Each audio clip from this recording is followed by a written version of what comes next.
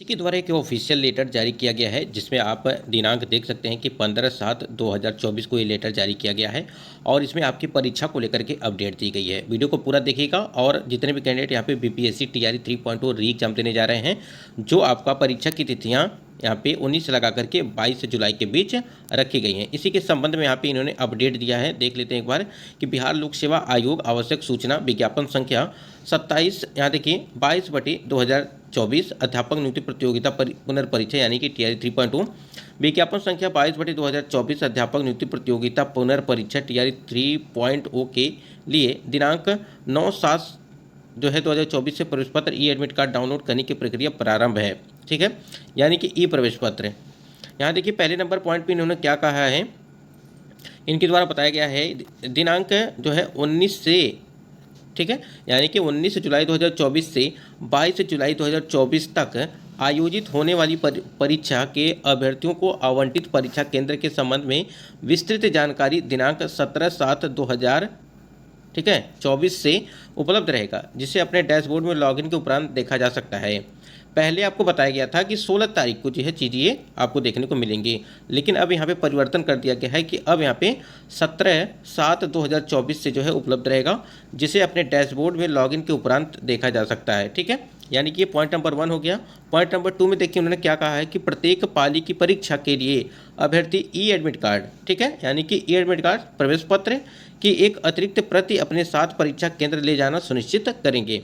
यानी कहने का मतलब ये है, आप जब एडमिट कार्ड डाउनलोड करिएगा तो एक जो है यहाँ पे फोटोकॉपी जरूर ले लीजिएगा उसका, यानी कि 2 प्रिंट निकाल लीजिएगा। ठीक है, अगर मान लीजिए आप लोगों ने 1 to 5 के लिए भी फॉर्म अप्लाई किया है और 6 to 8 के लिए भी फॉर्म अप्लाई किया है, ठीक है, मतलब कि एक से अधिक वर्गों में यदि फॉर्म अप्लाई किया है आप लोगों ने, तो आपको क्या है कि मान लीजिए अगर पीआरटी के लिए पेपर देने जा रहे हैं आप, तो आपको 2 एडमिट कार्ड चाहिए। अगर 6 to 8 के लिए आप यहाँ पे परीक्षा देने जा रहे हैं तो आपको 2 एडमिट कार्ड चाहिए। इसी प्रकार से 9वीं 10वीं के लिए अगर आप परीक्षा देने जा रहे हैं तो 2 एडमिट कार्ड चाहिए।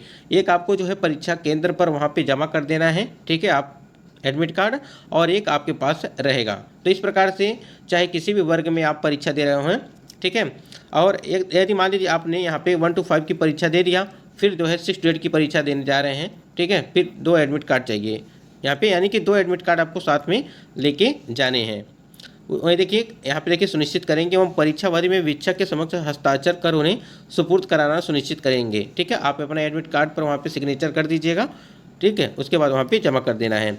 अभ्यर्थियों को परीक्षा प्रारंभ होने के 1 घंटा पूर्व तक ही परीक्षा केंद्र में प्रवेश की अनुमति दी जाएगी, अर्थात 1 घंटा पूर्व प्रवेश बंद कर दिया जाएगा और परीक्षा अवधि की समाप्ति के पश्चात यूज्ड OMR आंसर सीट को सील बंद कराने के पश्चात ही परीक्षा कक्ष छोड़ेंगे।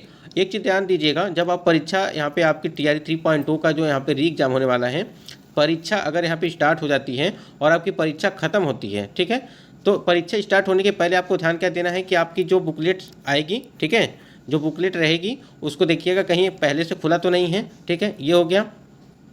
ये सारी चीज़, इन सारी चीज़ों को आपको ध्यान में रखना है शुरू से अंत तक, यानी कि शुरू में तो आप पता चल ही जाएगा कि खुला है या नहीं खुला है। ये सारी चीज़ें होती हैं तो कहीं ना कहीं आप सूचना जो है वो देंगे।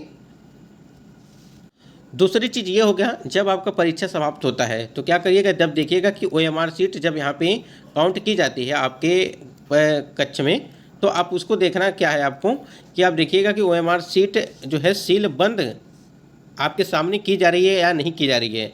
जब तक सील बंद आपके सामने नहीं की जाएगी तब तक आपको वहाँ से जाना नहीं है। अगर सील बंद नहीं होती है तो कहीं ना कहीं आपका जो है फिर आगे चल कर के कोई दिक्कत होगी, तो आप किसी को कुछ पता नहीं चल पाएगा। इसलिए जब तक सील बंद नहीं हो जाता है तब तक आपको वहाँ से जाना नहीं है। ये आपकी सुविधा के लिए चीज़ें बताई गई हैं यहाँ पे। तो देखिए यहाँ पे बीपीएससी ने ये लेटर जारी करके जो है कई सारी चीज़ों को लेकर के यहाँ पे उन्होंने अपडेट दिया है, और देखिए धीरे धीरे करके अब ये आपकी परीक्षा की तिथियाँ नज़दीक आ रही हैं, तो इसलिए आप लोग पढ़ाई भी अच्छे तरीके से करते रहिए। बाकी अपडेट के लिए आप चैनल से जुड़े रहेंगे तो जो भी अपडेट होगी आपको मिलती रहेगी। एक चीज़ यहाँ पे भाषा अर्हता को लेकर के एक अपडेट है, उसको भी आपको बता देते हैं। यहाँ पे स्क्रीन पे आप देख पा रहे हैं कि बिहार लोक सेवा आयोग पटना से यहाँ पे 5/7/2024 को एक नोटिस जारी किया गया था, और इस नोटिस में क्या कुछ मेंशन किया गया है कि प्रशाखा पदाधिकारी सह लोक सूचना पदाधिकारी बिहार लोक सेवा आयोग। ठीक है, अब यहाँ देखिए चीज़ें क्या उन्होंने अपडेट दिया है कि सूचना का अधिकार अधिनियम 2005 के तहत याचित सूचना उपलब्ध कराने के संबंध में ये यहाँ पे प्रसंग में जो है यहाँ पे एप्लीकेशन नंबर दिया गया है। ठीक है, देखिए महाशय उपर्युक्त विषयक दिनांक जो है 9 6/2024 के हस्ताक्षर से आयोग कार्यालय में विज्ञापन संख्या 27/2023 के अधीन, ठीक है। यानी कहने का मतलब ये है कि जो आपके 27/2023 के अधीन विद्यालय अध्यापक परीक्षा से संबंधित प्राप्त सूचना आवेदन के संबंध में निर्देशानुसार सूचित करना है कि TRE 2.0 और यहाँ पे देखिए TRE 2.0 की भर्ती, यानी कि जो हमने अभी आपको विज्ञापन संख्या बताया 27/2023, ठीक है। देखिए वर्ग 11वीं 12वीं में पॉलिटिकल साइंस में भाषा अर्हता में 30% से कम अंक प्राप्त सफल उम्मीदवारों की संख्या जो है वो 86 है।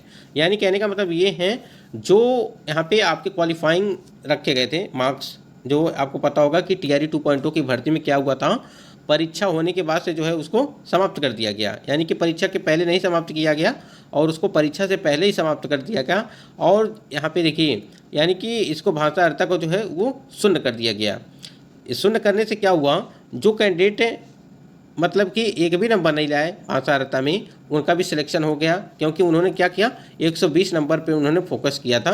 तो इस वजह से तो वही चीज़ें हैं, यहाँ पे 86 कैंडिडेट हैं। और ये आपको बता दें ये तो मान लीजिए एक जगह का है, ठीक है, और बाकी कई जगहों पे कई सब्जेक्ट में देखने को मिलेगा कि अभ्यर्थी जो है फेल होंगे और इस प्रकार से भाषा अर्हता में फेल हैं। और देखिए भाषा अर्हता जो आपकी TRE 3.0 की भर्ती है उसमें भी देखिए ऐसा कहीं कुछ नहीं मेंशन किया गया है कि आपकी भाषा अर्हता जो वो समाप्त की जाएगी, ना ही TRE 2.0 की भर्ती में समाप्त की गई, ये तो बीच में ही समाप्त कर दिया गया था। तो इसके लिए भी जो है पटना हाईकोर्ट में याचिका चल रही है और इसकी सुनवाई जो है आपको बता दें 16 तारीख को होने वाली है शायद, ठीक है, कंफर्म नहीं है लेकिन 16 तारीख को शायद होने वाली इसकी सुनवाई। देखिए क्या कुछ होता है इसको लेकर के। देखिए यहाँ पे 16 को आपका जो है यहाँ पे ये भाषा अर्हता को लेकर के नहीं, बाकी यहाँ पे जो है आपका जो एज रजिस्ट्रेशन वाला मामला है उसको लेकर के आपकी सुनवाई होने वाली है, ठीक है। यानी कि आयु सीमा में छूट को लेकर के यहाँ पे 1.6 जो लाख कैंडिडेट यहाँ पे आपके हैं भाषा अर्हता को लेकर के जो काफ़ी परेशान हैं उनके लिए। इसी प्रकार से देख सकते हैं कि भाषा अर्हता को लेकर के यहाँ पे 30 मई 2024 को एक लेटर जारी किया गया था और इस लेटर में बताया गया था, देखिए यहाँ पे कि ये भी मामला जो है आपका TRE 2.0 भर्ती को लेकर के है। और देखिए यहाँ पे 11वीं 12वीं में इतिहास विषय से है, वहाँ पे आपका जो है पॉलिटिकल साइंस था, ठीक है, यानी कि राजनीतिक विज्ञान।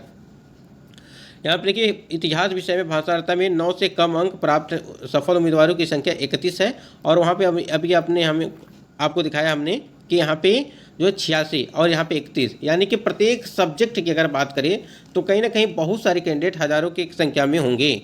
तो इस प्रकार से जो है कहीं ना कहीं काफ़ी ज़्यादा जो है लापरवाही बरती गई, देखी गई। और आपको बता दें सबसे बड़ी जो गड़बड़ी हुई वो आपकी ये हुई कि भाषा अर्हता को जो है बीच में ही समाप्त कर दिया गया, यानी कि आपकी जो है परीक्षा होने के बाद इसको समाप्त कर दिया गया, ठीक है। यानी कि परीक्षा के पहले अगर समाप्त किया जाता तो कोई दिक्कत नहीं होती, लेकिन परीक्षा के बाद इसको समाप्त कर देना। और बहुत सारे कैंडिडेट जो है काफ़ी ज़्यादा फोकस इस पर कर रहे थे भाषा अर्हता पे, लेकिन अब जो TRE 3.0 है उस पर अभ्यर्थी ज़्यादा फोकस नहीं कर रहे हैं। लेकिन आपको बता दें आगे चल करके यही भाषा अर्हता जो है काफ़ी लोगों की समस्या बन जाएगी अगर आप TRE 3.0 की भर्ती में इसको ध्यान नहीं देंगे तो दोस्तों ये कुछ महत्वपूर्ण अपडेट थी। बाकी अपडेट के लिए आप चैनल से जुड़े रहिएगा।